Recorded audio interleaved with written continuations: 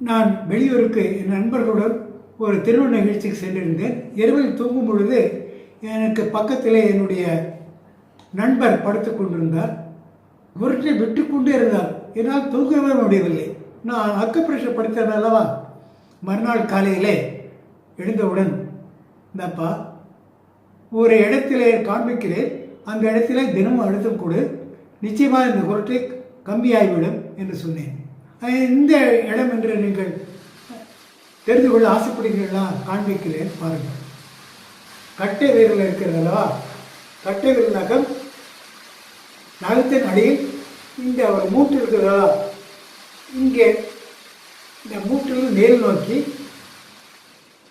நகத்திற்கு அடியில் இந்த பகுதியில் கீழ் மேலவாக ஒரு நிமிடம் அழுத்தம் கொடுக்கவும்.